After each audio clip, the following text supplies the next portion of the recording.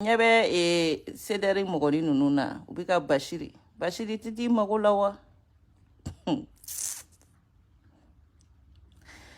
Ere nyebala donsin kele noro ne benu numbulu bla bla bla bla bla dro. Arasa e jamana jola ere patati patata patati patata.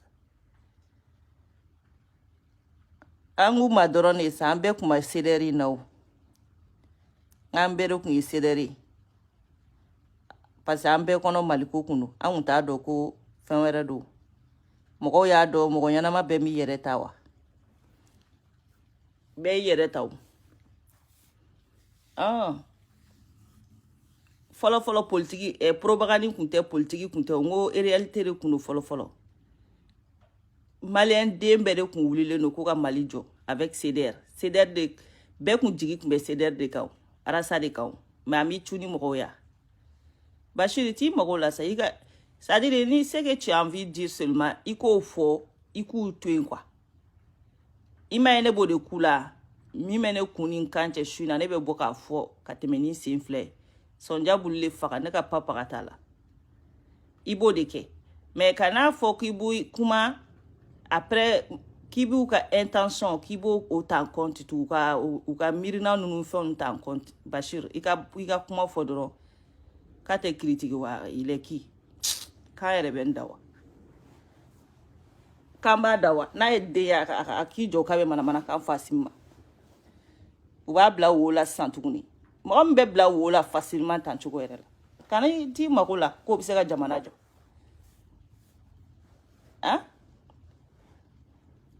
hali samedi don ala ma hinɛ na an balimakɛ la mɔgɔw bɔra Kader mɔgɔw bɔra ka taa soutenir a ka fɛn kɛ ka taa hommage rendre a ye alo jama kun ka ca o min sara o su sera ka koba kɛ Kader su ala ma hinɛna la bilahi o ye koba kɛ ka tɛmɛ arasa ɲanama kan CDR mɔgɔw ko don min na k'u ka bɔ ko ka taara sa soutenir ka to kaso kɔnɔ mɔgɔ min bɔra ala tɛ mɔgɔ 30 bɔ siɲɛ filanan yɛrɛ la yɛrɛ u y'a dɔn mɔgɔ tɛ bɔ f'u y'a annuler o bɛ faamu cogo di et puis Faransi dɔrɔn de mɔgɔw bɔra dɛ est-ce que jamana tɔw yɛrɛ la yɛrɛ Côte d'Ivoire ninnu ni fɛn ninnu ni mɔgɔ yɛrɛ sɛgɛ fili ka kala ye wa bɛɛ taar'i mago la o bɛɛ tagar'i mago la ne yɛrɛ mana ninnu ye ko jamana jɔla masa an y'a fɔ a ye k'a ka IBK dɔrɔn bɔ yen a ma se ka IBK yɛrɛ bɔ yen a dɛsɛra ka taa balo la kalo 2 Imam Diko nan'o ta k'o daga jugu sama ka bɔ an da la a sera ka fɛn kelen min kɛ Mali la dɔrɔn o ye fɛn kelen pe a sera ka min kɛ Mali la ka faneni ni baneni k'o promotion kɛ a kɔni a y'o ɲumanba kelen kɛ tiɲɛ yɛrɛ la ka mɔgɔw faw n'u baw di nenni ma ka denmisɛnninw encourager ka denmisɛnninw former k'u encourager k'u soutenir ka fasaw dɔw la ka titre d'u ma ka médaille d'u ma faneni kan baneni kan a sera k'o fɛn ɲumanba kelen dɔrɔn de kɛ a parce que an t'a fɔ fɛn jugu don olu bolo dɛ fɛn ɲumanba kelen min n'a y'o kɛ CDR ka fɛn ɲumanba kelen min n'a sera k'o kɛ n'o bɛ da tariku la Mali histoire o ye de ka maliyɛn den bɛ yɛlɛma ka kɛ déléguant chef ye ka maliyɛn i b'a nɔngo n'i bɛ nin ko ninnu na quoi o la to tubabu y'a fɔ ko dis-moi qui tu fréquentes je te dirai qui tu es wallahi fréquentation ma ɲi dɛ hali y'i woloden n'i y'a ye fréquentation na bilahi siran ɲɛ fréquentation dɔw bɛ yen fréquentation jugu hali y'i woloden n'i y'a yala siran ɲɛ adamaden ɲanama de fréquentation de bɛ mɔgɔ ɲanama yɛlɛma ka kɛ mɔgɔ langolo à 100% ye quoi c'est pour cela fréquentation c'est très très important dans la vie il faut choisir à qui tu as affaire quoi à qui tu veux faire il faut choisir vraiment quelqu'un de bien dans la vie sinon imana adamaden langolo mogo langolo kana mogo langolo ki domara kuma te ka ki jenyo billahi amana ke sira o sira fe kana mogo langolo choisi quoi parce que ati foi si mani kololote ati foi si mani lamoloya ati foi si ma ni kuma shulite ati foi si mani dogalimate très important mogo langolo fe jemay alaje ni ko ne ma bi ko jene sigi ka mogo do so mogo dogoya c'est-à-dire abe kene bolo ko gelen ne bi kasoro ya même pas 2 ans fin kuma nogone bolo ko bo fin de kuma nogone bolo ko de bode ku ne bolo ni ko ne ka jimi o kunga gelene ma no yi kwa jimi ro jimi nga nogone me o de kunga gelene ma ka teme ka sigi ka mogo burujai ale ne be kuma bi mais me kuma avec respect parce que mbora ni jakulu modeli nkono parce que ni ba kono ayu laje o ba fo kuti mogo dogo ya mais c'est faux o ba kuti mogo dogo ya c'est faux a mogo tu bole mimi video ke ka damne u ka chefu delenga chefu yere la foka suka u ka plateau ma mogo te ko me se ka sigi ka kelenga video la kama dogal manke u ya essayer ka ko beke ka to e ala mogo ye mi ye yo de sa ni te mi ye to yo ima an bora parce que nto yo malamu kono mawola kono malamu akono faso kanu ni ibe ka mogo tono warla ka se fo ma c'est là je me suis rentré dedans mais ite mi to yokui ni te fe on fenye iba fi ba gulo ki ta ite se ma domina na ko abe magay mam dugo la ngo ame joya nyoro ina de ante bouger ka boya là on va s'arrêter ça aujourd'hui ay nete boya ne faut ka dien wuli imam dugo neni da te bo non je peux pas ay ntise ay ne tise ka imam dugo neni ankele la elo una na kone traitire pirati patata pititi patata ngwawo ala benefeo ne ka imam dugo neni aish ala te imam dugo neni da ala te son ko bone jene da kono kone be imam dugo neni aish ala te soma ala mane danga ka so yoroma ala mane kunango ya ka so yoroma koma uye mogo kunango yi au bise ka ke mene tsiko ke ankel la yenu suna ala sai ko menge kune ma sutenoka me ko imam dugo ay ngonti se ko doya nyafu be ntara ere fe ka ta foi ka bara gauche ni droite be yeno ngobe au be chekoroba min kani ngo ne na utinya ni kanga ne ngo passe ne tise ka usuteni ni kanga ne ngo wana o ma fara ka boni na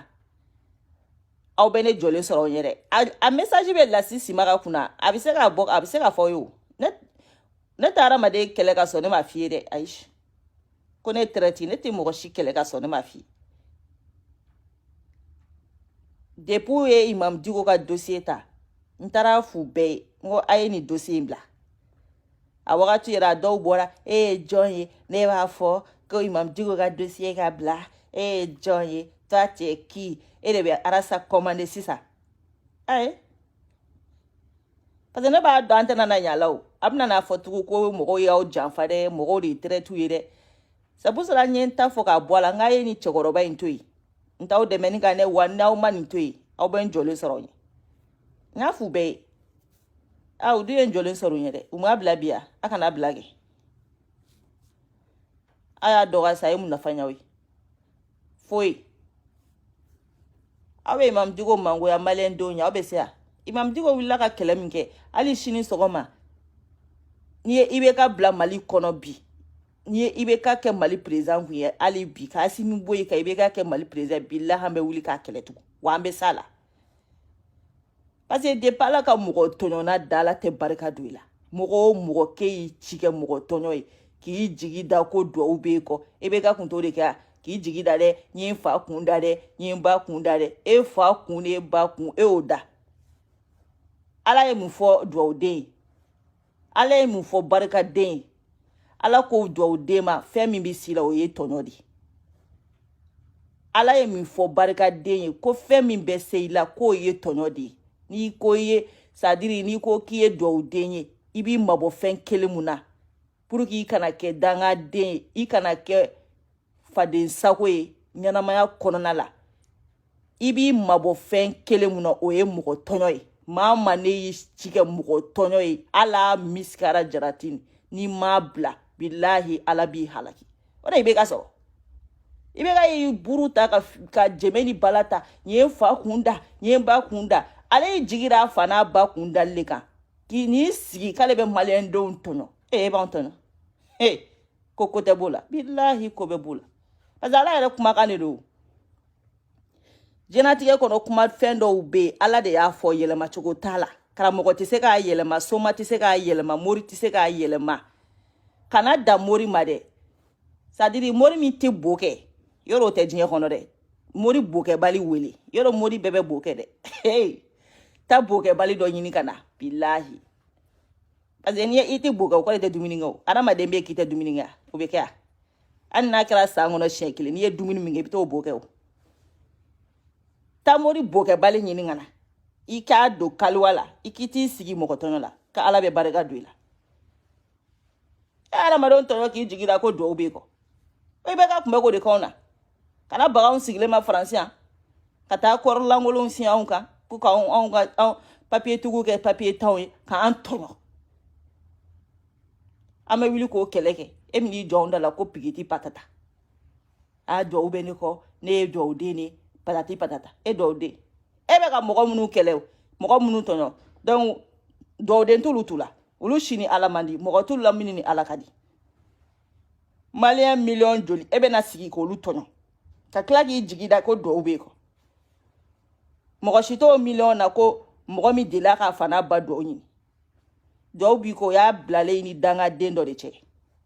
n'a b'i ni dangadenw cɛ i bɛ taa i fɔ ko duwawu b'i kɔ kɛ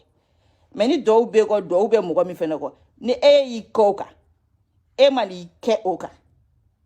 e b'a dɔn k'a fɔ ko ni duwawu b'i kɔ ni duwawu t'i kɔ o don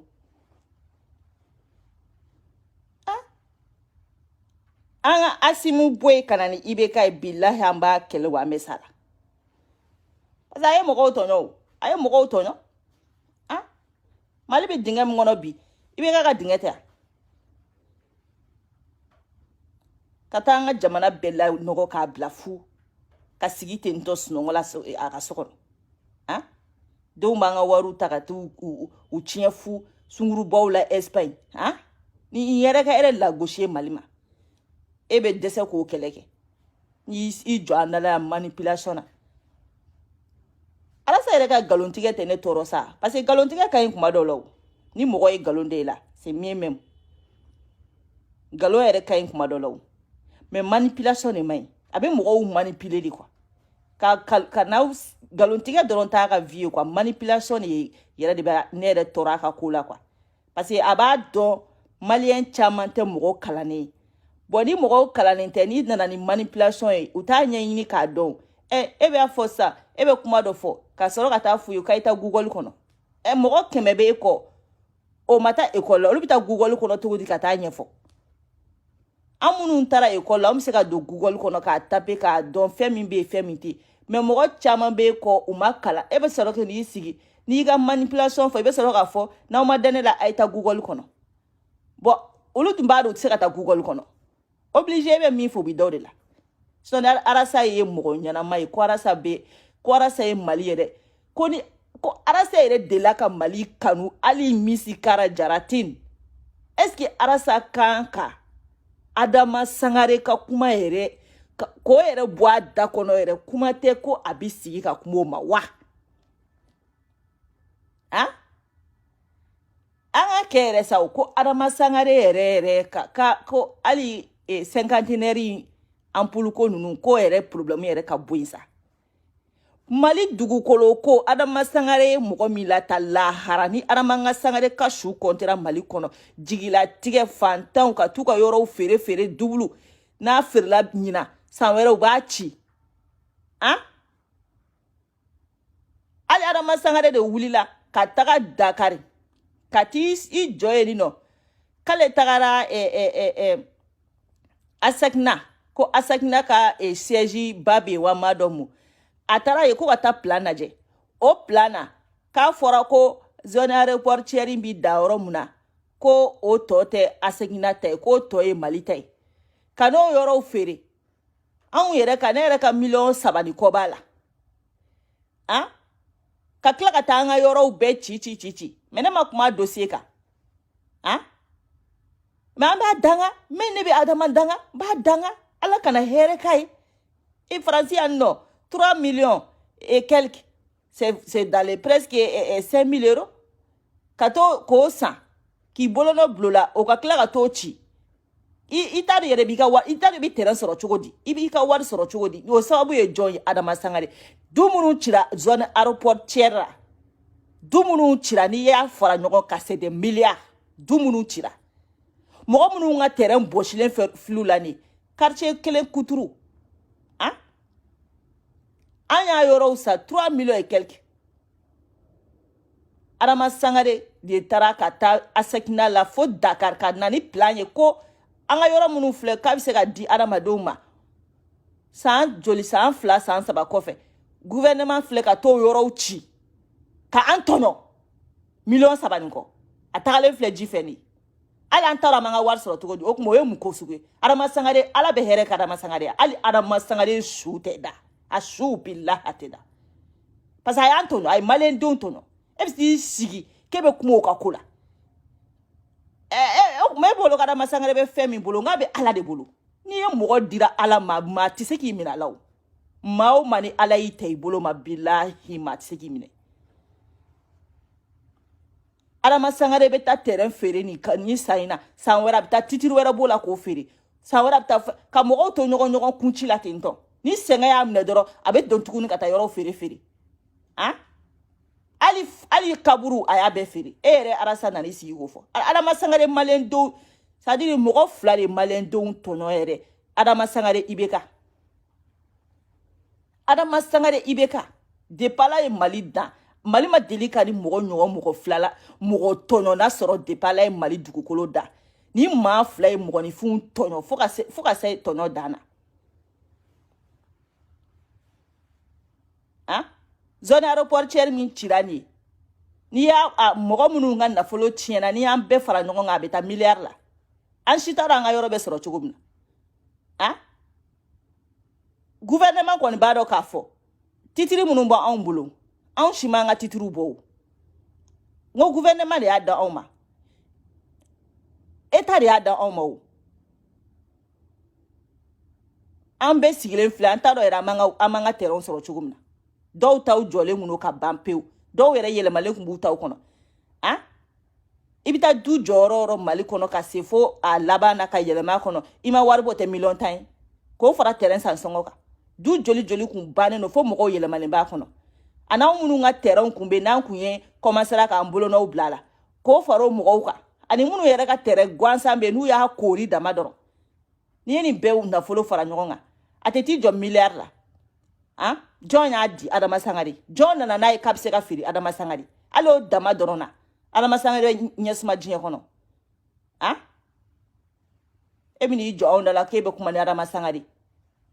e ka liti to kera bafu e ka liti ya bafu e ka klaki yere bafu ali mogo munu be ko ulu ye mogo bafu yoloni so en ala che e de la ka activisme jumain ka ti sigi ka zondo ka kuma fo mogo ye be ko nyen adama sangare la ite fo mogo shitogo me malendo nda kono adama sangare de terrain fere en fait adama sangare ga signature bala en fait adama sangare de ado en fait adama sangare de abo en fait abe mogo to abe mogo nyeji bole emini sigi mogo to na ke bi I jo ndala ke be kuma noi n'importe quoi et de là ka Thomas Sangare ka zone défend hein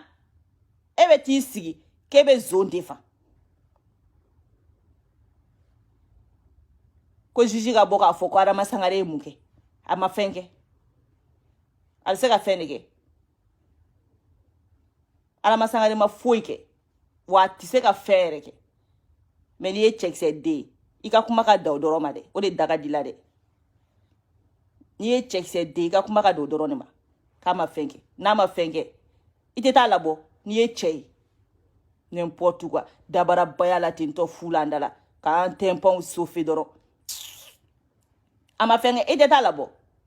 Adama Sangare kelen bɛ k'an bɛɛ n'an ka dimi sigilen bɛ yan nɔ an bɛɛ dusu kasilen bɛ Adama Sangare kɔrɔ hali ne yɛrɛ hakili mana jigin n ka miliyɔn 3 la don o don ne bɛ Adama Sangare danga n hakili jigi o jigi an b'a danga olu bi bin ne o danga ninnu bi bin ne kana Faransi an bɛ tunga la yan nɔ k'an ka maɲumankow kɛ k'an ka terrain san Adama Sangare fɛ o terrain bɛ minɛ anw na ten tɔ ko an ma droit ka sigi anw ma droit ka sigi nin nɔ mais Adama Sangare de nana ni dalu ye k'a fɔ anw ye ko maliyɛn denw k'aw bɛ se ka sigi nin yɔrɔ in na ko Asakina ka yɔrɔ banna k'a limite dannen bɛ nin yɔrɔ la ko yɔrɔ tɔ bɛɛ ye Mali yɛrɛ ta ye k'an bɛ se ka sigi ka taa an ka miliyɔn 3 ni miliyɔn 4 ni miliyɔn 5 minɛ ka mɔgɔw autoriser an ka yɔrɔw jɔli daminɛ o kɔfɛ sisan ka n'o yɔrɔw ci hali gouvernement tɛ k'a fɔ an ye k'a bɛ yɔrɔ wɛrɛ d'an ma k'an y'an tugu ko ka taa sa an y'an tugu ka taa sa o tuma fa de b'an na wa maire Kuturu Bamako district maire Kuturu o ka yɔrɔ da an ma k'an y'an tugu halisa n'olu ka adama poursuivre n t'a dɔn a poursuivre mɛ ni cinquantenaire problème de ou bien n'a poursuivre mɛ ni nin yɔrɔ ko de la mais hali y'a da Mali dugukolo ko plainte min bɛ Adama Sangare kan Adama Sangare man ka tile a ɲɛ la diɲɛ dugukolo kan bilen a man ka kɛ n'an bɛ jamana seerelen na e bɛ n'i jɔ anw da la k'e n'o de fɔ don n ka kuma kɔnɔ n ko maliyɛn denw ka bɔ k'a fɔ ko Arasa ye fɛn jumɛn kɛlɛ kɛ fɛn min bɛ fantanw ɲɛji cɛ fɛn min bɛ fantanw bɔ nɔgɔ la n'ale ye mɔgɔ ɲɛnama Arasa de tun kan ka n'i sigi Adama Sangare e bɛ wo min kɔnɔ an bɛ dɔ de fara i ka dossier kan an bɛ dɔ de fara e kungo kan parce que e y'anw tɔɲɔ e ye fantanw tɔɲɔ n'a y'a sɔrɔ i minɛlen bɛ fɛn min kɔnɔ ne yɛrɛ Arasa bɛ wuli ka dossier wɛrɛ fara e kungo kan mais a bɛ se k'o fɔ wa Adama Sangare a minɛlen bɛ kun jumɛn na n'a y'a sɔrɔ Adama Sangare masa Adama Sangare n'a y'a sɔrɔ a minɛlen de don fɛn ko de la Adama Sangare n'a y'a sɔrɔ a minɛlen don cinquantenaire ampoule ko de la Adama Sangare ma foyi kɛ dɛ u ko ampoule ko kɛmɛ de kun kan ka na Adama Sangare ye 100 de signé mais u taara compter a fɔra ko 70 de don n ko Arasa b'i jɔ ko k'a minɛlen b'o dɔrɔn de la k'o dɔrɔn k'a bɛ dɔrɔn fɔ ka d'a kan quoi ka ko kɛ simple ye quoi ka ko kɛ komi ni problème tɛ yen quoi c'est comme Adama Sangare minɛlen b'o de dɔrɔn na awɔ Adama Sangare ye caution sara Adama Sangare y'a dɔn yan fɛ n'a y'a sɔrɔ o tɛ se ka kɛ mɔgɔ tɛ se ka minɛ problème kelen na ko 2 kɛ i ye caution sara justice y'i libéré laban mɔgɔninfin sira laban ɲɛ dɛ bilahi mɔgɔkɔrɔbaw ko adamaden ko sira i laban ɲɛ dɛ laban ne ka gɛlɛn dɛ nin kɛra Arasa laban cogo ye non ne dabali banna quoi ne de ye n sigi ka Arasa ye ko Adama Sangare k'ale b'o ka kasola don k'ale b'o ɲɛɲini ko k'o ko defan ko k'o ko don maliyɛn denw kungo la ne de bɛ fɛ k'a dɔn de sa ni maliyɛn den mun ye den ye e ka bɔ yiri kɔnɔ sa ko Adama Sangare ka bila mais ala sa cɛya tɛ kuma mugu f'u ye sa n'i ye cɛ ye kuma dabila n'aw dalen b'aw yɛrɛ la i bɔ ko Adama Sangare ka bila bilahi c'est-à-dire anw fana ni kalama de bɛ don aw tu la fasoden jugu maa ta tiɲɛnen ninnu anw ni kalama de bɛ don aw tu la bilahi an b'aw bɛɛ cɛ tigɛ k'aw bɛɛ bila malangolo ninnu aw bolo ko activiste ye nin ya ka ba baara ma ka taa aw sigi manamanakan ni tapage la a bɛ jɔn bugɔ a hakili kɔnɔ est-ce que aw cerveau dafalen don ne y'o fɔ aw ye n ko maliyɛn ko de don wɔgɔlɔ ko tɛ jinɛ ko tɛ ala ko tɛ maliyɛn ko de don bilahi aw bɛ se k'aw ɲɛkili bɔ aw fara kɔnɔ ka se 100 mètres anw b'an ta bɔ a la fo 200 mètres aw ni mɔgɔ kunkolo gɛlɛnw de bɛ ɲɔgɔn na o est-ce que aw ye ko ninnu faamuya aw bɛ mɔgɔ minnu bagabaga ka tapage ni bataraya kan fɔ mɔgɔ minnu ma aw bolo ko mɔgɔw de y'anw ya n'aw ye den ye a ye bɔ yiri kɔnɔ n'an bɛ IBK tile la n'aw ye den ye ko aw y'aw ba 2 sinjiw min k'aw fa fo ka girinti ne ko ma n'a ye den a ka bɔ sa ko piɲɛ ko Adama Sangare sigi dabarabaya la radio so kɔnɔ yen nɔ dabarabaya fu la radio so kɔnɔ yen dabaya fu la radio so kɔnɔ yen nɔ dabaraba ninnu a tɛ foyi ye dabarabaw kɔ a ye bɔ kɛnɛ ma kɛ a ka taa kuma dabaya la ten sani ka taa kɛ dabarabaya ye bɔ yiri kɔnɔ i ka taa ko piɲɛ tɛ n'i ma kari wo la wa cette fois-ci delili t'a ɲa dɛ n b'o f'i ye fɔlɔ n'i taara i sigi ka dabaya la i continue bani n'i minɛna zen na bilayi delili t'a ɲa Abdou Niang ma t'i sigi dabarabaya la don o k'a firiya la don o a tɛ wo kɔnɔ ne ya ko soutien Abdou Niang soutien c'est-à-dire ne yɛrɛ ye n sigi ne bɛ ka ninnu lajɛ quoi cɛkɔrɔba san 50 san 40 san 30 ni kɔ u t'a dɔn u bɛ min kɛ ko aw ye activiste ye activiste yɛrɛ t'a dɔn i bɛ min kɛ ɲɛnamaya kɔnɔ depuis Abdou Niang e bɛ wuli k'e bɛ taga nin dossier in kɛ e yɛrɛ t'a dɔn k'a fɔ ko e bɛ se ka nɔ minɛ nin na ninnu de bɛ n'u sigi k'olu bɛ droit dɔn k'olu bɛ se ka droit ɲɛfɔ anw ye aw yɛrɛ t'a dɔn yɛrɛ k'aw bɛ fili kɔnɔ fɔlɔ aw bɛ se ka jɔn bɔ fili la han e yɛrɛ t'a dɔn k'a fɔ e bɛ ka wuli ka taa kuma dossier min kan nin dossier bɛ se ka nin don kaso kɔnɔ e yɛrɛ t'o dɔn fɔlɔ e t'o dɔn yɛrɛ aw bolo ko kaso ye cɛkisɛya o tɛ ni kaso modèle ye dɛ k'a fɔ kaso ye cɛkisɛya ko nin tɛ o ye dɛ nin tɛ cɛkisɛya nin ye kodɔnbaliya kaso de aw bɛ kaso minnu kɛ kodɔnbaliya kaso de don cɛkisɛya kaso tɛ dɛ e Abdou Niang e k'a firi maa firi ne y'i défend i ka kaso dɔ in na mais nin na ne t'i défend dɛ n bɛ bɔ kama su in na n t'i défend dɛ et puis n k'u ɲɛna quoi k'u bɛ diɲɛ kalama de ka tɛmɛ adamadenw kan quoi e Abdou Niang bɛ t'i sigi k'e nana ko ka Burama soutenir ni Abdou Niang ka kuma daminɛ lajɛ a nana i sigi de ouverture média la k'ale nana Burama soutenir ko bɛɛ ye Burama ko bila k'ale de ma sɔn k'a bila mais o Abdou Niang kelen Burama a fɔra mɔgɔ minnu ye Burama faga a bɛ ka tila ka t'olu défend c'est-à-dire cohérence bɛ min e nana mɔgɔ min dɛmɛ o fagabagaw e bɛ k'o fana dɛmɛ parce que n'a y'i tilen k'a fɔ k'a nana Burama fagabagaw dɛmɛni la mɔgɔw bɛ pɔrɔn cɛ a la donc u bɛna k'u bɛ mana da maliyɛn denw ɲɛ kɔnɔ maintenant a bɛna ni système fɔlɔ min ye a b'an kunkolo ɲagami k'a fɔ ko nana Burama dɛmɛ la donc a bɛ tila ka na tugu ko nana tiɲɛ ɲini na a tun bɛ ka ni jeu 2 de kɛ jeu 3 plutôt a b'a kɛ nana Burama dɛmɛ a bɛ tila k'a kɛ ko nana tiɲɛ ɲini na sabanan Burama fagabagaw a bɛ k'olu fana ka avocat de diable ye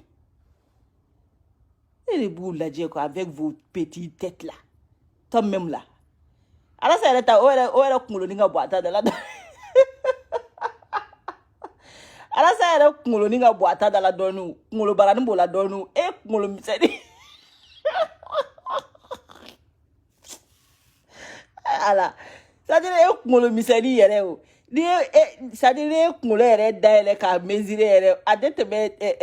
même 0,20 cm a tɛ tɛmɛ o yɛrɛ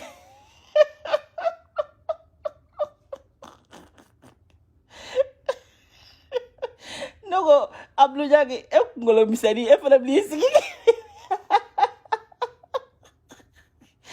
e b'aw manipuler Thierno Ndiaye ko jebara zɛrɛ ayi zɛrɛ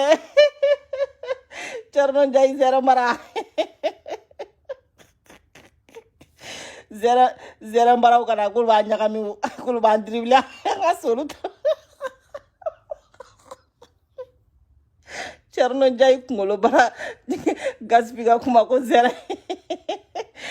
Gatsby ko Thierno Ndiaye kunkolo ye ko zɛrɛ baraw ka n'u sigi k'a ɲagami an bɛ sɔn o ma yɛrɛ parce que olu kunkolo bɛ falen bɛ a bɛɛ b'olu ta kɔnɔ ye bo b'a kɔnɔ bo b'a kɔnɔ ɲagamini b'a kɔnɔ cerveau ɲuman b'a kɔnɔ juguman b'a kɔnɔ Thierno kɔni kunkolo ye a bɛɛ b'a kɔnɔ n'i bɛ fɛn o fɛn ɲini i bɛ taa sɔrɔ n'i bɛ fɛn o fɛn ɲini i bɛ taa bɛɛ sɔrɔ Thierno kunkolo in kɔnɔ Là, je suis d'accord. Parce qu'elle était une bonne chose. Elle était.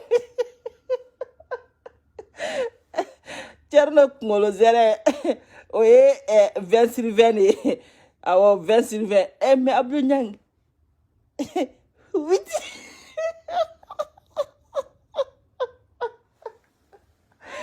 Abdou Nyang. Et Kungolo Bara. Elle était mais. Oui. 8 sur 10. En tant que t'es à 8 sur 15, elle était où? En a que 8 sur 10.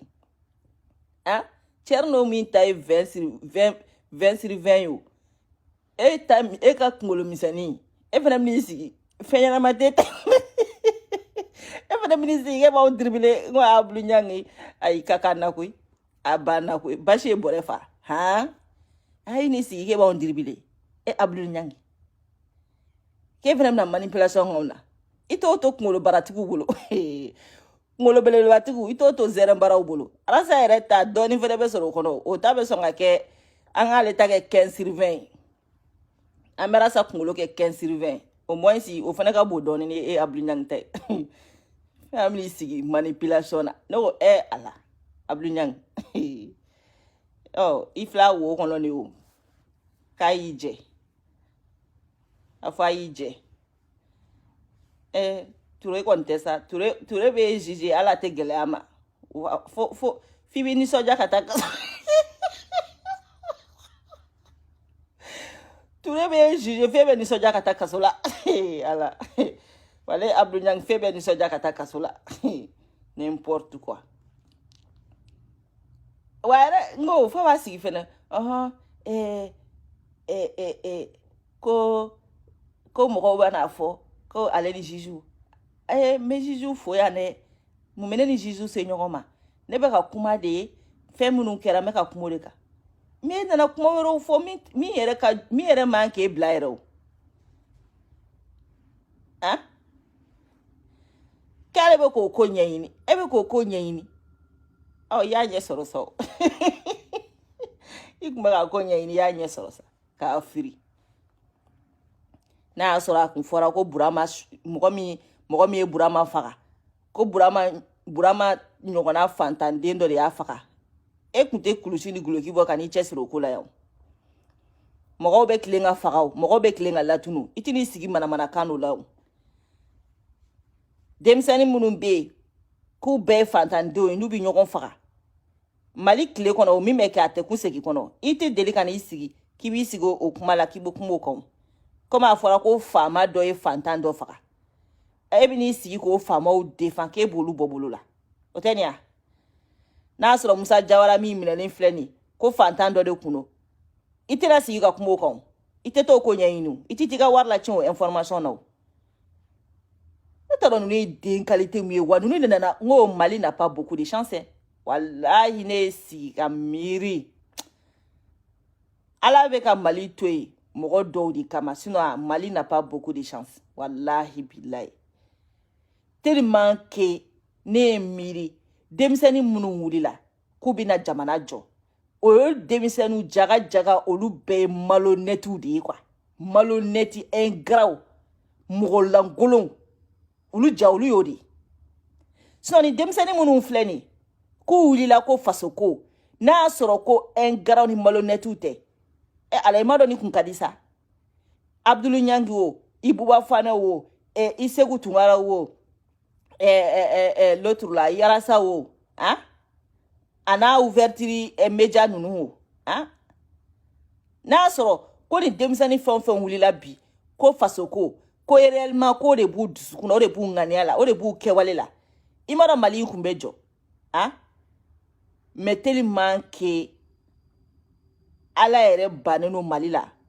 mogo munu wulila kulu bwe Mali glaja olu yere de Mali fakabaga ifolo olu de Mali fakabaga ifolo hein olu Mali fakabaga yi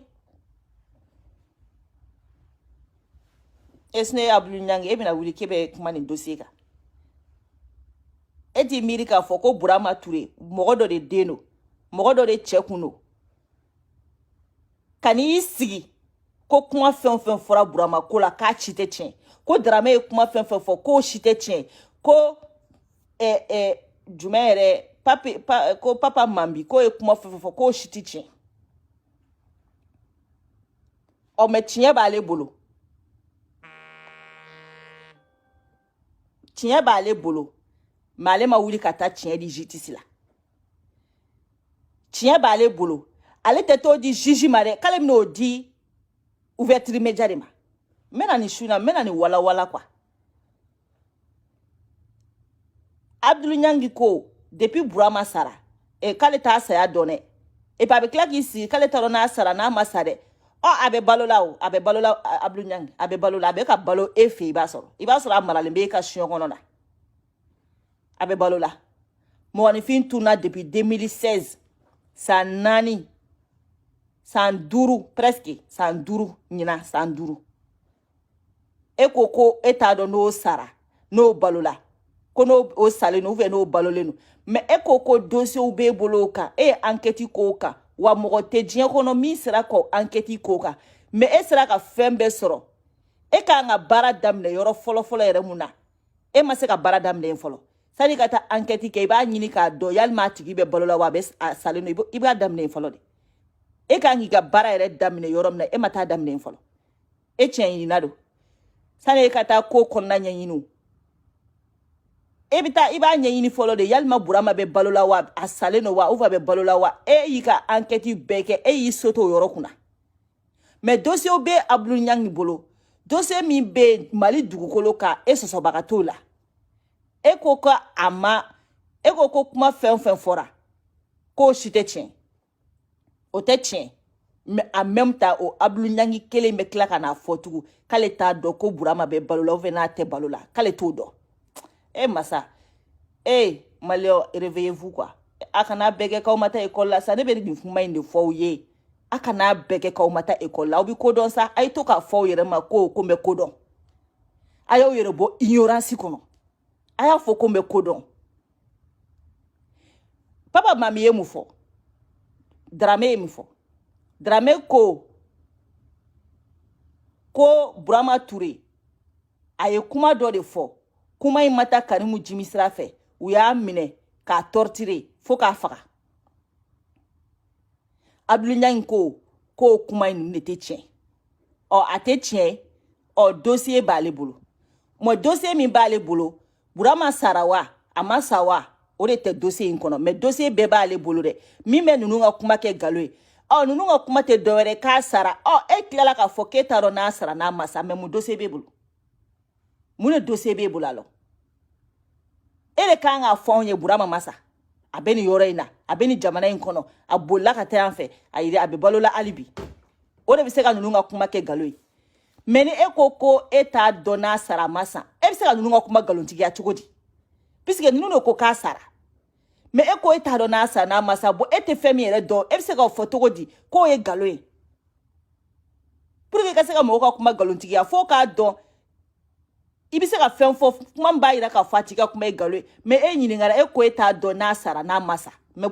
Dramé ma kuma fila fɔ a ko de a torturer la u y'a faga mais a y'i pan paraka a kun tɛ Dramé bolo qu'est-ce que ça n'a rien à voir que ça soit a tɛ Dramé bolo o a bɛ Dramé bolo o mun de bɛ se e ma a bɛ tunu wagati min na a kun tɛ Dramé bolo baara la qu'est-ce que nous on n'a rien à cirer là-bas an ka mun de bɛ yɔrɔ in na sisan o mun de bɛ se anw ma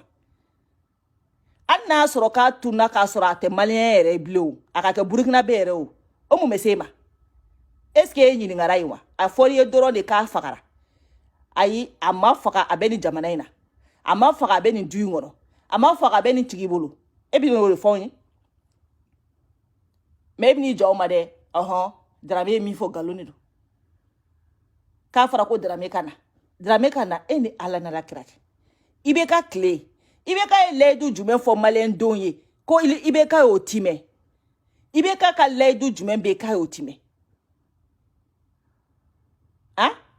mɔgɔ tɔɲɔ bɔlen kɔfɛ a la IBK tɔgɔ filanan mɔgɔ tɔɲɔ fɔlɔfɔlɔ a tɔgɔ fɔlɔfɔlɔ a tɔgɔ filanan ye layidu timɛbaliya tɔgɔ fila de tun bɛ IBK la mɔgɔ tɔɲɔ ani layidu timɛbaliya maliyɛn bɛɛ t'o dɔn IBK la IBK b'a fɔ ko Dramé ka na k'ale bɛ Dramé protéger ko jugement ka kɛ IBK delila ka layidu jumɛn ta k'a y'a timɛ Drame fare be ne te diye kalama ne le fuye. Drame te le fuyo. Nala ye dake te diye kalama. Drame be diye kalama ne mata école la drame tara école la. Ne mata école la drame tara école la. Drame de be wuli ka bo sécurité kono ka ti yere do Mali insécurité kono ibe ka gouvernement. Ibe ka gouvernement. Olu ka laydu dima konna ibina. Fabe law. Comme cerveau d'afalento. Drame na cerveau be ñogon fe. Bo atari sigini manipulation de la comme quoi ka ira malien na ni ay drame ma songana parce tiere te drame bulu. Beseka ba do tigi. Ibe ka gouvernement ka fo malien dendo ko bo ko fe kana. Kamina enyini nga ko fenti so. O malien de mini bito o koro ke betidi. Ibita.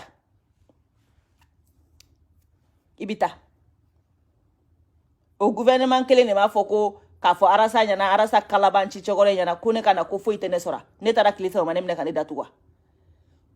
arasa ere da kune ma kune kana ko gouvernement le du dale ma ko foite ne soro ngore ato ne le dun avion ngono kata o arasa kele ne ka tagali ko meta malla kalo saba me ka préparation ke akwa nu sigira ukumara ku ko ne kata ko foite ne soro ne tagara kilisa ma nemne kanida tuwa mini joko drame kungangana ne rete exemple folo ya ne rete exemple ya gouvernement mi ledu di kone kana ko fo itene soro ne tagara klesa o yenemne kandidatu drame rebeta ka Karim to fanga kono ka ibe ka to président la ka Karim ne to fanga la adama drame komi mamso bota kula fara laute adama drame mamso ma bota kula fara la ku abti sigo manipulation na ni tiɲɛ b'i bolo ame ko ka adama drame dɛmɛ ko ka taga Mali la Abdou Niang drame kun bɛ kati kɔnɔ don min na Mali kɔnɔ o y'a sɔrɔ e bɛ ta kuranɛ de feere misiri kɔnɔ i kun bɛ min kan an b'a dɔn ne kun bɛ ta kuranɛ feere de kɛ misiri kɔnɔ an t'a kalama de i to de la arasa ka kɛlɛ daminɛlen ka t'i pan k'i jɔ arasa kɔfɛ k'aw ka kɛlɛ kɛ ɲɔgɔn fɛ o kɔfɛ i bɛ ka y'i wele ka taa palais kɔnɔ aw yɛrɛ ma deli ka bɔ ka kumaw fɔ ko arasa yɛrɛ ko a don ko k'u ko k'aw ka taga kuma k'ale ko k'i ka taa kuma ko n'a kɛra min k'i ka n'a ɲɛfɔ ale ko depuis o don ko fo ka se bi ma ko k'i n'ale séparé o cogo de la k'ale t'a dɔn k'u ni bɛnna ko ka ɲi a ma kɛ ten de ya sani e bɛ nin activité in daminɛ Abdou Niang e kun bɛ mun baara kɛ a fɔ an ɲɛna an k'a lamɛn kɛ n'i kun bɛ misiri kɔnɔ feere de kɛ i kun bɛ taa misiri kɔnɔ feere de la an t'aw bɛɛ ka baara dɔn u b'a fɔ ko vieux bilen bɛ fini gosi de kɛ bangɔni na wa an t'aw bɛɛ ka métier dɔn aw sani aw bɛ don nin ko ninnu na aw kun bɛ min na an b'a dɔn an bɛɛ b'a dɔn e kun bɛ taa misiri de kɔnɔ kuranɛ feere la Abdou Niang an b'a kalama o n'importe quoi e b'a fɔ k'e bɛ drame biye tigɛ ka taa ni drame Mali la k'e yɛrɛ bɛ wari dɔ bɔ ko ka dɛmɛ kɛ adama drame y'a fɔ k'ale ko wari ko de b'a la n'importe quoi adama drame bɛ kati urule Mali kɔnɔ don min na hali i bɛ kuranɛ fili la misiriw ni ɲɔgɔn cɛ ka bɔrɛni b'i bolo n'i ye kuranɛ feere mɔgɔw bɛ dɔrɔmɛ 2 ni 20 bila i ka bɔrɛni kɔnɔ i kun bɛ balo ten ni malangolo adama drame ka allocation te balo kalo tubabu bɛ min d'o ma o bɛ balo kalo n'importe quoi a y'a f'i ye ko wari ko de b'a la bon nin bɛɛ fɔ kun tɛ dɔwɛrɛ y'a fɛ koyi ka manipulation kɛ quoi ka mɔgɔw kunkolo manipuler quoi a ka kuma ninnu bɛɛ kun b'o manipulation de kan e bɛ se a e n'i kunkolo 8 sur 10 e n'i cerveau ni 8 sur 10 e bɛ se ka mɔgɔw ɲagami e bɛ se zɛrɛnbaraw yɛrɛ ka n'u sigi k'u b'a ɲagami mɔgɔ dɔ la e n'i ka 8 sur 10 e bɛna k'i bɛ mɔgɔw ɲagami maa langolo hali kafiri kan ka kuma buramako la hali n'i ye kafiri i kan ka kuma buramako la i b'i sigi de ka nin ko lajɛ justice ka kɛ cɛ in ye ten Burama kelen de sara Mali kɔnɔ est-ce que Burama kelen de sara journaliste la wa min kɛra Burama la ni ɲɔgɔnna kɛra malien den joli la mais jɔn ta kɛlɛ kɛra fo ka se niveau la n'o de fɔ n ka publication dɔ la n ko adamaden dɔw de bɛ yen olu yɛrɛ de ni ala bɛ ɲɔgɔn bolo ka n'u ye ten ko golokini kolon b'u la dɛ fɛn min b'u ni ala cɛ e t'a dɔn n'i ye i sigi ka Burama ko lajɛ mɔgɔ o mɔgɔ bɛ ko dɔn i b'a dɔn k'a fɔ ko Burama ka justice Burama n'est pas dormi Burama ma da Burama bɛ k'a ka justice de kɛ wa ni justice ma ba Burama ta dɛ a tɛ da a lajɛ kuma o kuma affaire mana tunu affaire bɛ na kuma o kuma ni affaire in tunna affaire in bɛ wuli a mana tunu cogo o cogo a bɛ wuli n'i y'o ye n'i ye ko dɔn n'a ye k'i bɛ ko dɔn hali fitini i b'a dɔn k'a fɔ ko Burama il est en train de faire son combat wa Burama su tɛ da koyi fo ni ko in ka kɛ n'o kɛra don o don a bɛ t'i da k'i lafiya wa dangaden maa kunnanko fɛn fɛn n'i bila Burama ka sara a b'i cɛ tigɛ ka tɛmɛ a o de don dɛ Abdul Ɲangi a bɛ ɲɛnabɔ de koyi Burama ko histoire ma se ka da o sinon journaliste caman fagara diɲɛ kɔnɔ dɛ journaliste caman fagara Mali kɔnɔ mais n'i ye Burama n'a ka vaccin ye i ɲɛna ko Burama mɔgɔ dɔw bɛ yen olu ni ala bolo bɛ ɲɔgɔn bolo dɛ wa ni justice in bi kɛ wallahi fantani kuye o ka se ka faamaw do kaso la faamaw ka boli Burama kelen ma faga depuis Mali dana koyi Mali ka dani Sanchez journaliste caman fagara ni faga cogo la koyi mais a jɔn ka kɛlɛ kɛra ala de bɛ ka Burama ka kɛlɛ kɛ ala de bɛ ka Burama ka kɛlɛ kɛ kafiri mafiri ala jugu siran tɛrɛ hali n'i ye kafiri ye i kan ka kuma Burama ko la i bɛ nin to yen i kun k'i da don na i ma taa wo kɔnɔ ni ya i taara kuma Burama ko la o dugusɛjɛ o m'i cɛ ka t'i fili wo kɔnɔ a ko min yɛrɛ ko dossier minnu b'i bolo e t'o di justice ma k'e bɛ t'o di ouverture média de ma ouverture média de kɛra justice ye sisan sani ka n'i sigi ouverture média la manamana kan fɔ la e kun bɛ wuli de ka taa i ka dossier fɛn fɛn bɛ yen Burama ko la i bɛ taa kɛ témoin ye ou bien i bɛ taga ka taga gɛrɛ juge la ka ni dalilu d'u ma a banna mais pour que ka n'i sigi radio so la ka n'i sigi Facebook kan k'i bɛ kuma ka mɔgɔw kunkolo chauffer k'i bɛ non laisse tomber quoi n'ala sɔnna ma ni ala ma baasi foyi kɛ n bɛna su in na n bɛ video jɔ yan mais foyi kun tɛ n na n kun bɛ n ka course ninnu de la donc n bɛ Fabiri den fo 2 millions merci beaucoup ala k'an to ɲɔgɔn ye n y'o de fɔ denmisɛnnin nafolotigiw ka kuma ma ca an ma don kɛlɛ in na wariko la dɛ na wariko kun don ɲama sɔrɔ an ye wari sɔrɔ a ko la sa mais ça on bɛ don alhamdulilayi b'anw yɛrɛ wa anw yɛrɛ hali bi alhamdulilayi ba anw yɛrɛ parce que an bɛ taa an ka baaraw k'an b'an ka wariw sɔrɔ n y'o de fɔ n ko activisiya i bɛ taa baara de kɛ fɔlɔ ka sɔrɔ ka activisiya kɛ o kɔnɔna ni mɔgɔ min kɛr'i fɛ k'i kanu ka fɛn min d'i ma ala kama kira kama n m'o fɔ mais aw bɛ wuli ka taa tugu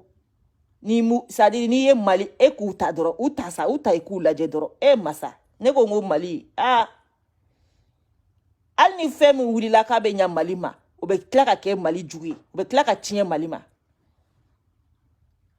sinon nin denmisɛnnin minnu wulila ko Mali ko kɛlɛ ni nin bɛɛ kun ŋaniya ka ɲi Mali ma i m'a dɔn Mali kun bɛ bɔ nɔgɔ la mais i b'u ye jɔn nɔfɛ ministre zonw fasocilaw i b'u ye k'olu de promotion kɛ a Buboyi ninnu nɛ a Bubu Sise ninnu nɛ a kirikarakiriw dɛ i b'olu de wulilen tugun k'olu bɛ fɛ ka jamana in mara ne yɛrɛ ninnu ye o de bɛ hali mɔgɔ fari faga Mali ko in na quoi Bubu Sise ka wuli k'ale bɛ Mali mara Buboyi kana k'ale bɛ Mali mara an ye kɛlɛ kɛ ka mɔgɔ minnu gɛn ala Mali ye mun jamana modèle ye malien denw ne yɛrɛ mana miiri na tension de bɛ mɔgɔ minɛ quoi i b'a fɔ Sarkozy k'a kana Faransi mara masa kodɔnbaliya ka jugu sa c'est-à-dire diɲɛlatigɛ la fɛn fila de ka jugu c'est-à-dire ignorance kodɔnbaliya ani sɛgɛn bilayi ninnu fila ka jugu hali ni bana ye parce que bana ye ala ko de ye quoi mais ni fɛn fila i yɛrɛ ka volonté de ye quoi c'est pas la peine surtout ignorance c'est pas la peine Ibe François Fillon la bobbi ko François Fillon ko ka blé kunkolo kono kibe Franci mara ala ba fi santi c'est ça Franci ala toi ou tu voter nye ça ala lu bi voter ye tugo di ça ou bi voter ye tugo di ça c'est comme ikana ko Sarkozy ka sigi ko aba foto ko de kabisa ka Franci mara o tsaka keo mini bubu sise kale be Mali mara bubu sise ba bla kunkolo kono yoro kale be se ka Mali mara ala Mali nga ignorance sera asera dana quoi bubu sise se ka Mali mara togodi bubu be se ka Mali mara togodi Malien don wulila ka mɔgɔ minnu gɛn k'u ka mara maɲi k'a sɔrɔ u tɛ foyi ye ministre gansan kɔ olu président ma bɛ se ka mun de ɲa han olu yɛrɛ ka bila u kunna k'olu bɛ se ka Mali mara o de ye ne yɛrɛ faga quoi parce que u y'a dɔn k'a fɔ sɛgɛn bɛ Malien den na ignorance bɛ Malien den na u t'a dɔn yɛrɛ ko min bɛ ka jamana kɔnɔ u ka sira yɛrɛ t'a la yɛrɛ wa an ka faama ninnu fɛnɛ b'o de dɔn u y'o de dɔn. Ils font qu'est-ce qu'ils veulent. Sinon, il be bubu jo Francia. Macron mi meka bubu soutenu. Al ni Macron saraka nogoma. Bubu ye minke. Kale bo ki France la. Kaka kila kana kale bi présenter. Arrête son. Abeta. Arrête son avocat bi présenter. Mais pourquoi aba faut ko bubu ka mara? Parce qu'ils savent que on est des ignorants. Ante fouille donc. Ante fouille donc. Et Boubé be da ka be Mali mara mais anti fait ne don du moment que Boubé yere ba bla kunkolo kono kala be se ka Mali mara o de ya do anti fait don quoi Boubé tse ko fo jamana kono jamana de munu bi ko kalama ati se ka ke choko to la c'est un peu triste quoi c'est trop triste un peu c'est trop triste quoi wani Malien mabo ignorance kono parce que ignorance ne yanke senge bagato yo confiant kodon balien o de an ke senga bagatoy so ante senga bagatoy à la base aish anga na folo munu bi shwe na me kila ka wuli ka ta tegera fo zonguna ka kila ka zonga do de ka tegera fo ka boli zongo olu ban shwe ndabla ha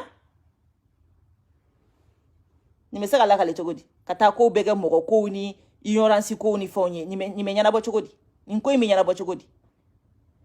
nere be bubu yembe bube ye mogo munu kanga ke à l'heure actuelle ni nunu ke France à l'heure actuelle nunu bi kasori kono wallahi à l'heure actuelle nunu bi kasori kono mais kulu bi campagne wa kulu ye ko ibi Malien donye munu yere de be gele yere kono de kibulu de ka boka tegere fo bi tegere fo munasa mbalma ke mbalma muso ibi tegere fo munna mun tegere fo ko kera ibi shikongole be kile kongola demiseni uti barala rete barala shibe ke te barala ika sene mai fo iti bolo mai ma ko kololo ibi shi bogo sokono ha ibi ali sene fen munu fere iti tono sorala iti wari sorala wari munu be sorati nafa ti se ki ke fenye iti ka vi here kono ala ebe ka ta tegere fo ninkuna ebe ka ta tegere fo ninkuna ebe ibi tegere fo akuna muna ayi mukiye ayi munyeye ayi tegere fo indaba ito ko sosa akana boka ta mogo la ngolo kumesa ko ta tegere mnolu kuna ha pourquoi ubita wadi dugutigi munuma ko dugutigi ku siga tegera fukuna quartier chemsen kuntu olu ku siga tegera fukuna me fantani senge bagato idente barala I muso furakel wari ti bolo I donka kongo bila minogo bila bi maima ko la bi kololo la ubuka katikatu takata ulaje dugumana je ibita sigintugu ki ga vi ibina segi sadiri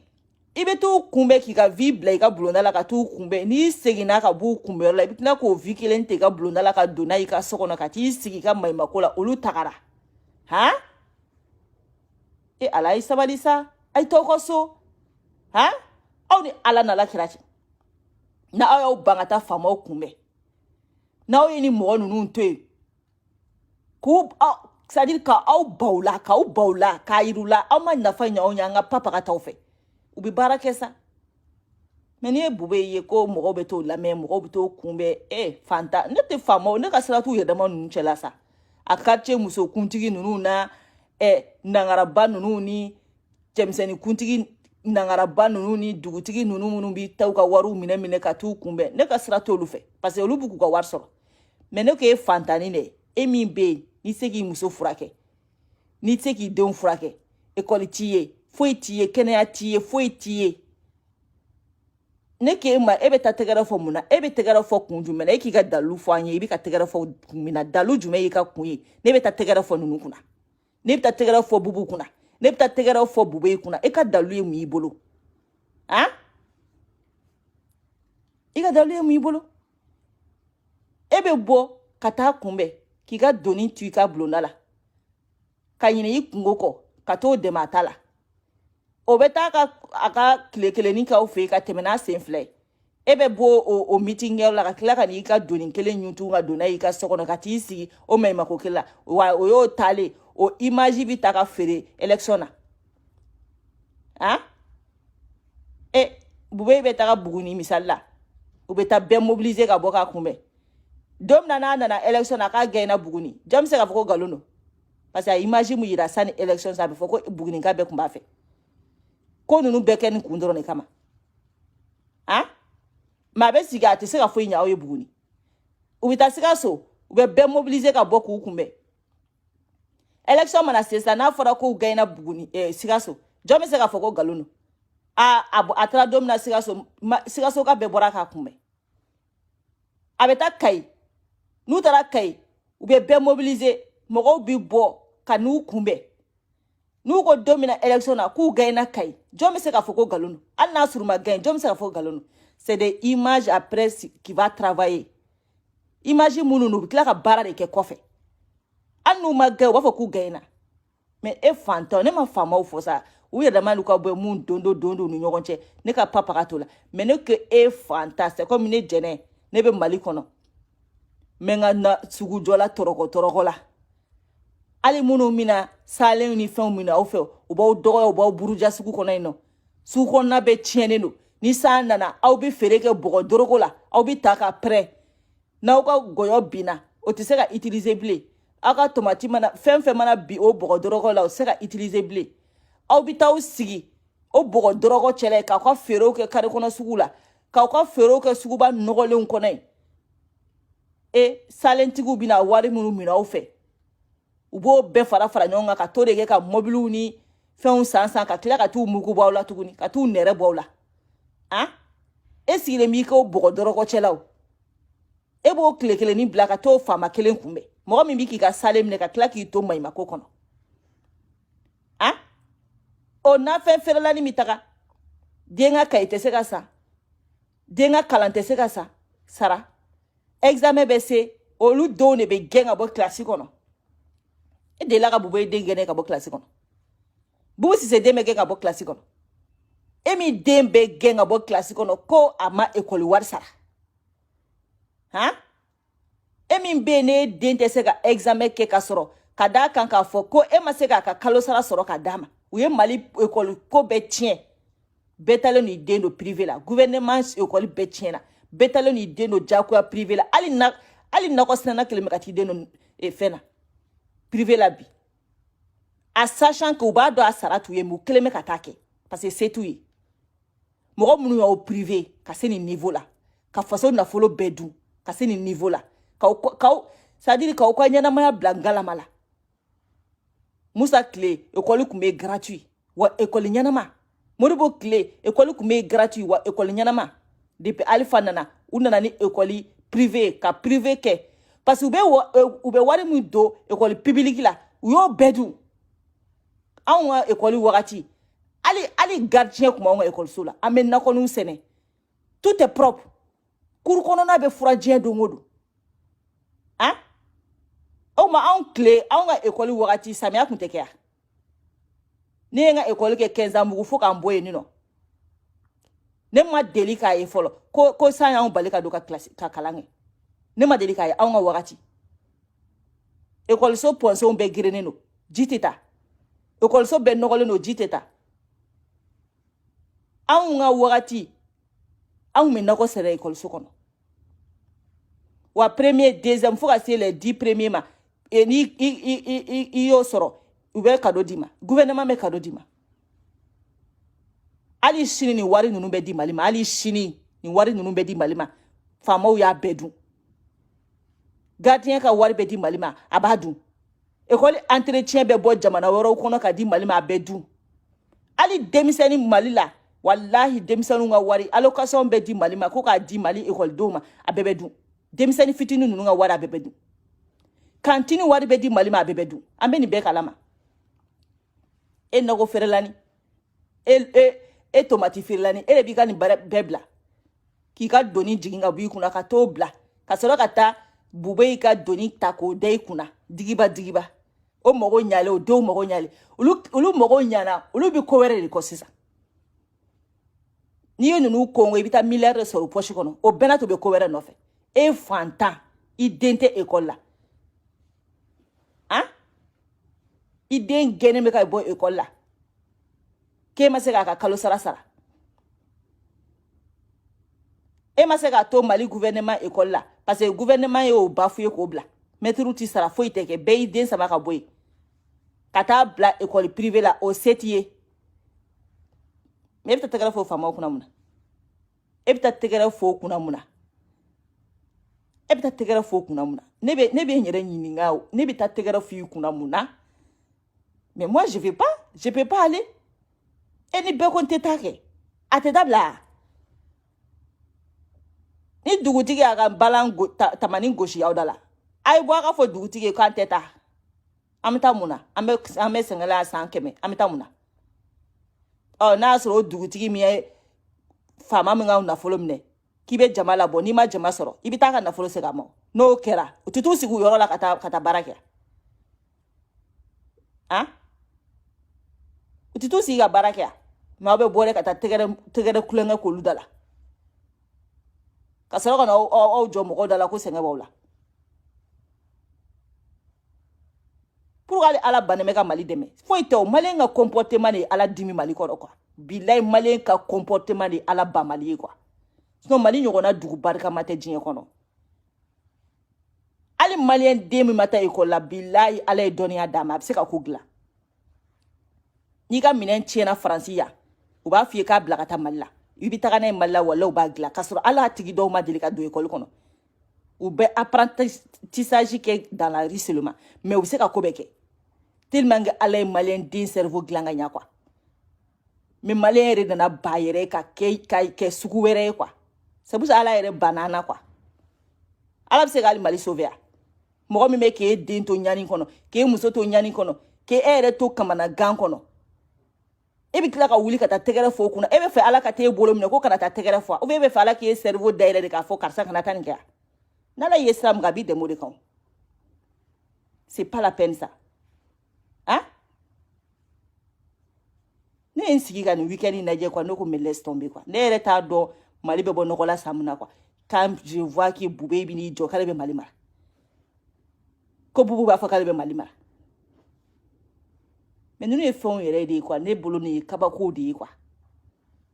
parce que Faransi dugukolo kan i bɛ Bube ɲɔgɔnnaw ni Bubu ɲɔgɔnnaw jɔ k'olu b'a fɔ k'u bɛ Faransi mara après mɔgɔw kelen k'u gɛn ka bɔ fanga kɔnɔ k'olu n'u jɔ o kɔrɔ k'i tigɛlen b'o jamanadenw na de o wala ninnu tigɛlen bɛ maliyɛn denw na de ninnu tigɛlen bɛ maliyɛn denw na de n'i ko Sarkozy ma bi k'a ka taa yɛrɛ kɛ k'a ka don k'a bɛ kɛ candidat ye mais a b'a f'i ye mais je peux pas François bɛ voter ɲa n'i ko François Fillon ma bi k'a ka kɛ candidat ye Faransi hali n'i ko Faransi y'a mɔkɛ ta a tɛ sɔn ka mɔgɔ kɛlɛ k'a gɛn ka bɔ fanga kɔnɔ aw bɛ tila ka taa tugu k'aw bɛ taa tɛgɛrɛ minɛ olu kunna olu fana bɛ taa bila u kunkolo kɔnɔ k'olu bɛ se ka kɛ président ye don dɔ la u sɔrɔ k'u jɔ k'a ye bɛɛ to yen bɛɛ ka taa élection na Asimi ninnu bɛɛ minɛ koyi Asimi n'i ma ninnu minɛ ni min ye fɔlɔ dɛ i tɛ ka zon to yala yala la carré kɔnɔna la yan i tɛ ka zon to yen k'u ka taa campagne kɛ yan n'i ma ninnu minɛ Asimi n'i ma ninnu minɛ Choguel n'aw ma ninnu minɛ a n'a ye yan o yɔrɔ maliyɛn den mago t'a yɛrɛ la o u bɛ taa ninnu ta ka sigi u kunna yen tuguni aw yɛrɛ bɛ wuli k'o kɛlɛ kan ne walayi ni Bubu ni Bube kɛra Mali président ye fɛn bɛɛ ni ala cɛ ne tɛ bɔ ka kuma hali ne tɛ kuma yɛrɛ hali n'u y'a ye bu dɔn an tɛ bɔ k'aw ka kɛlɛ kɛ tuguni parce que aw ta tɔ tɛ fiyentɔya ye bilen n taara aw ta yɛrɛ bana qualité min bɛ maliyɛn na bilen bana qualité min bɛ maliyɛn ne t'a dɔn quoi c'est pas la peine ça ninnu bɛ mɔgɔ faga dusukasi bɛ mɔgɔ faga nin ko ninnu na quoi hein ni bɛ se ka kɛ cogo di a tɛ wuli a ka ninnu minɛ n'a ma ninnu minɛ walayi n'aw ma ninnu minɛ ninnu bɛ kɛ président ye yan nɔ koyi parce que maliyɛn denw bɛ ninnu kɛ président c'est-à-dire hali kɔfɛ n'u bɛ sigi ka kasi dɛ u bɛ t'u ka 400 ni 200 minɛ masa et puis aw minnu bɛ Facebook kan n bɛ nin fɔ ka bɔ kuma kɔnɔ aw minnu bɛ Facebook kan ni forfait b'aw bolo aw minnu bɛ kɔfɛ il faut commencer à k'aw mɔgɔw sensibiliser village la c'est très important n b'o yɔrɔnin fɔ n bɛ video in jɔ kan aw minnu bɛ Europe ni forfait b'aw kunna n'aw bɛ Mali réalitéw dɔn n'aw bɛ kow dɔn puisque n'i nana tunga fɛnɛ la n'i nana tunga la n'i ma fɛn sɔrɔ i bɛ ko dɔn aw minnu bɛ yen n'aw ɲɛ bɛ tubabuw ka faamaw tagabolo la aw minnu bɛ yen n'aw ɲɛ bɛ tubabuw ka faamaw tagabolo la k'aw b'a dɔn k'a fɔ tubabuw ka faamaw tɛ se ka nin k'u la a y'aw ka mɔgɔw sensibiliser u ka tɛgɛrɛ kulonkɛ dabila ten campagne bɛ ka se n kan bɛ minnu bi yan Europe fan bɛɛ connexion ka nɔgɔ aw minnu ma aw minnu bɛ réalitéw dɔn a ye commencer a k'aw faw a n'aw bakɔrɔw n'aw fakɔrɔw n'aw balimaw minnu bɛ village la a ye commencer a k'u sensibiliser u ka tɛgɛrɛ kulonkɛ dabila faamaw nɔfɛ u ka 200 minɛ dabila u ka t-shirt doni dabila u ka nin dabila t-shirt ninnu yɛrɛ tɛ qualité ɲɛnamaw ye fɔlɔ bamananden de tun b'a fɔ ko n bɛ fɛrɛ ka sa kɔngɔ la walahi bamanan de tun bɛ préféré ka sa kɔngɔ la mais a tun bɛ tiɲɛ fɔ nafolotigi donc an k'o danbe ninnu taara min an k'o danbe ninnu taara min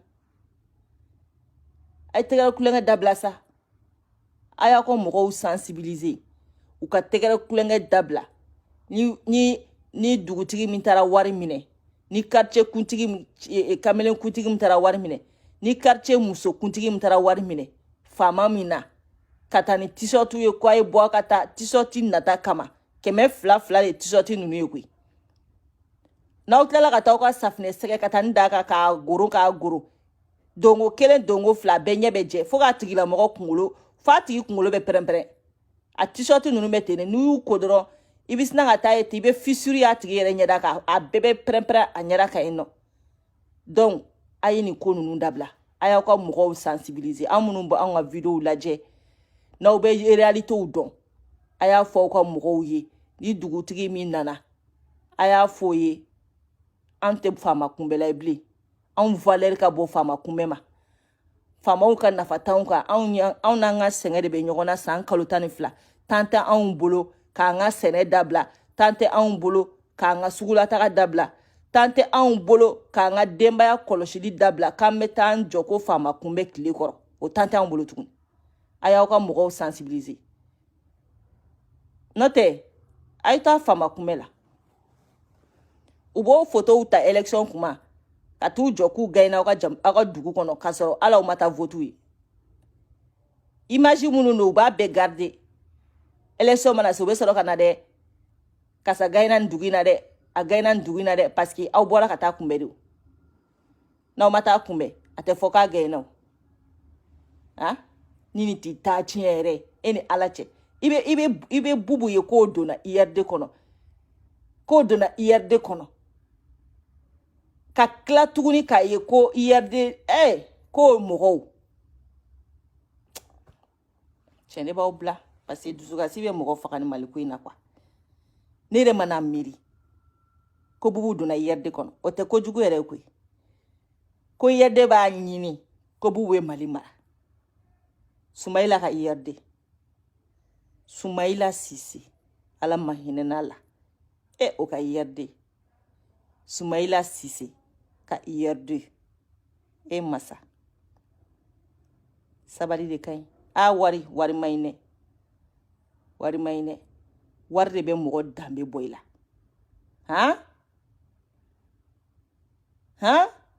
ne ye n sigi wari maɲi ne ko bubu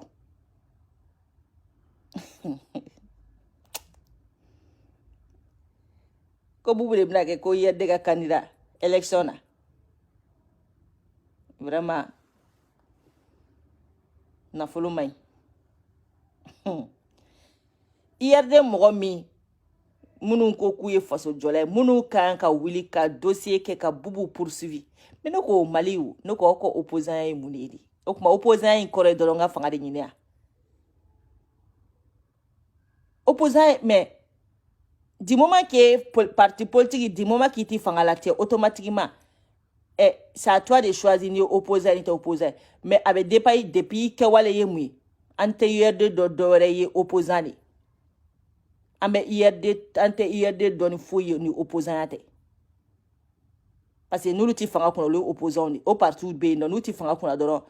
olu ye opposant ye donc an bɛ IRD dɔ ni opposant ya de comme aw ti fanga kunna aw de opposant ye aw de kan ka Asimi kɛlɛ a ka bubu ninnu datugu a bɛ se ka ko bubu ma sonyani kɛ maliyɛn den jumɛn bɛ se ka ko bubu ma sonyani o bɛ se ka kɛ aw de kan ka kɛlɛ kɛ en tant que opposition Sumana sara ka to opposition de la aw kan ka to opposition kelen de la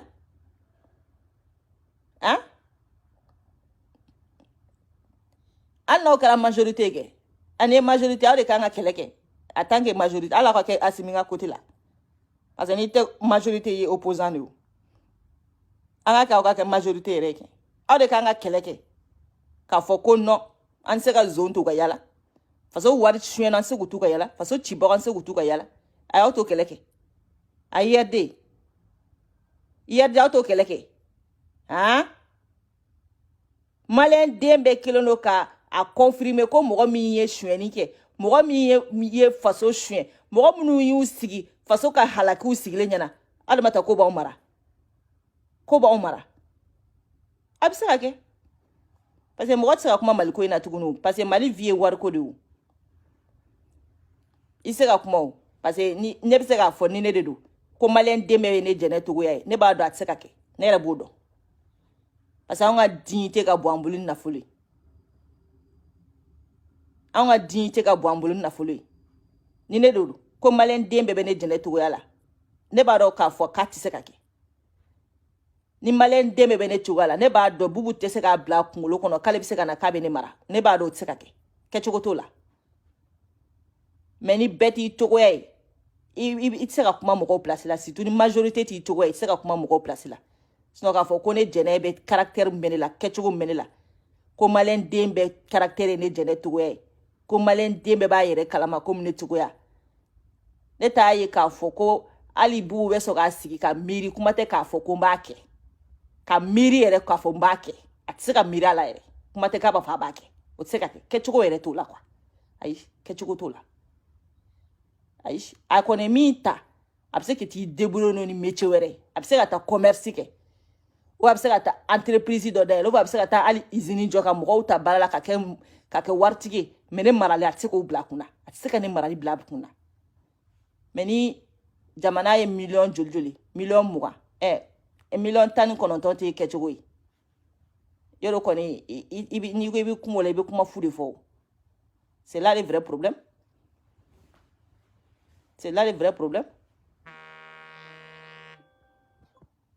c'est ça mais quand même c'est dommage hein k'a fɔ ko IRD yɛrɛ sɔnna fɔlɔ ka bubu ka don u ka parti yɛrɛ kɔnɔ ça c'est une vraie déception k'a fɔ k'u b'a kɛ président yɛrɛ o yɛrɛ tɛ koyi k'a sɔn yɛrɛ a ka don u ka parti yɛrɛ kɔnɔ ça c'est une vraie déception wallahi c'est ça ne yɛrɛ dabali ne ma ye ne bana ni direct kɛ ni fɛn ninnu ma parce que moi j'ai vu que Mali tɛ taa ɲɛ quoi c'est pas la peine Mali tɛ se ka taa ɲɛ taa cogo tɛ Mali la en tout cas pas notre jeunesse an ka jeunesse tɛ se ka kɛ non anw tɛ se ka kɛ wa ne yɛrɛ ɲɛ tɛ hali anw denw na k'u bɛ se ka kɛ parce que tagabolo maaw na n'o ye intérêt personnel ye n'o ye nata ye n'o ye dame ka ban damew la o de kɛra anw ka tagabolo ye bi o c'est comme mali bɔra sanfɛ ka cun de quoi fɛn min ka ko daminɛ malangoloya la i ka laban misiri kɔnɔ k'aw se ka ko daminɛ misiri kɔnɔ ka laban malangoloya la ni y'anw bɛnbakɛw lajɛ anw ka fɔlɔfɔlɔ mɔgɔw lajɛ dame min kun b'olu la ka na anw ye ala anw kun k'a daminɛ danbe tanya la ka laban danbe tigiya la o de kun ka ɲi c'est comme anw y'a daminɛ ɲuman na ka kɛ kolo ye bon n'i ye ko daminɛ ɲuman na ka kɛ kolo ye i dilanni bɛ gɛlɛya quoi mali b'o de degun kɔnɔ bi mɔgɔ tiɲɛnen bɛ se ka dilan mais mɔgɔ min dilanna ka tiɲɛ o dilanni ma nɔgɔn tugun dɛ mali kun dilannen de don mali tiɲɛna n'i ko i ka mali dilan tuguni ko b'i bolo dɛ o de ye vrai problème ye c'est là le vrai problème fɔlɔ i bɛ taa se dabanitigi ma k'a ka daba bila ka t'i kunbɛn a bɛ t'i kunbɛn mun na olu tun b'a f'i ye olu tɛ faamaw dɔn olu ka sira tɛ faamaw la